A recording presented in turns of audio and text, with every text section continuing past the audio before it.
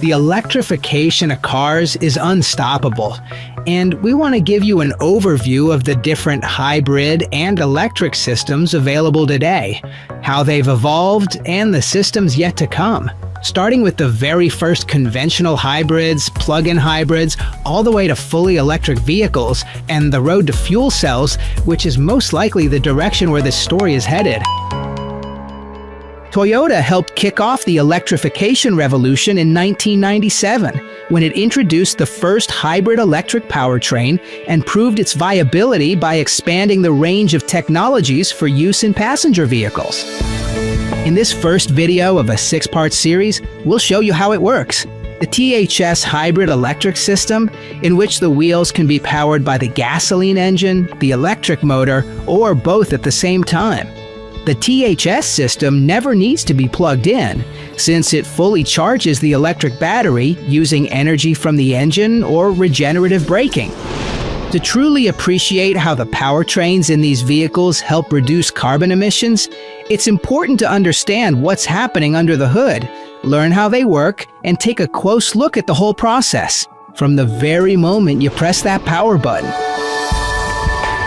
Unlike a traditional vehicle, where gasoline powers a starter motor to get everything going, the power button on a hybrid electric vehicle first energizes the system's onboard computers, the electronic control units, or ECUs as we usually call them. Like pretty much all conventional automotive systems, these ECUs run on the 12-volt battery circuit, which also powers the vehicle's lights, windows, door locks, and similar functions. This explains why you'll find a typical 12-volt automotive battery in every electric vehicle, in addition to the high-voltage battery used for driving the car. Once they're turned on, these ECUs check things like the status of the hybrid battery, the engine temperature, and the ambient temperature. They also manage some of the vehicle's most crucial components, like the high-power relay system. These are responsible for sending power from the battery to the components that use high voltage, and they make sure the battery power is activated safely when the vehicle starts up to prevent voltage spikes in any part of the system.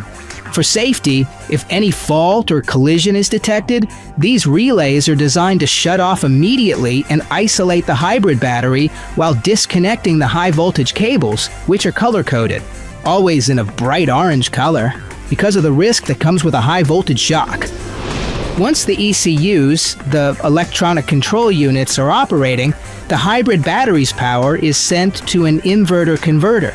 This device controls the flow of high voltage to and from the motor generators and the high voltage battery. It also keeps the 12-volt battery charged at all times while the vehicle is running.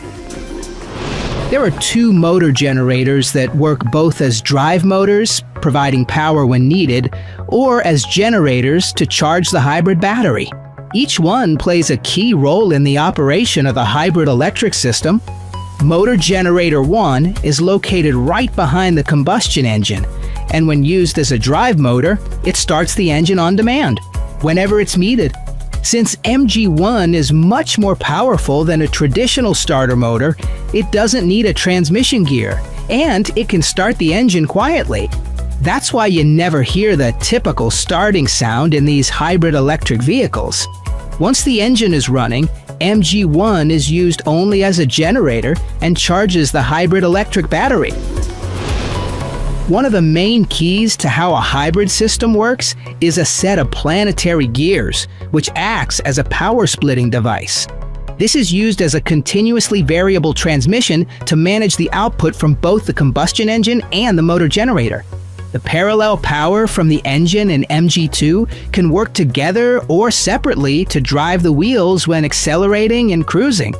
The MG2 also works as a generator when the brakes are applied or when the vehicle is coasting.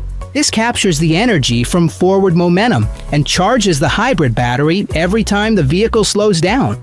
This two-motor hybrid design also takes advantage of Atkinson cycle timing, which basically means that, unlike the Otto cycle and conventional engines, in this case, the intake valves stay open a little longer and generate less pressure in the cylinders. This design allows for exceptional efficiency and low exhaust emissions, but the downside is a relative lack of power.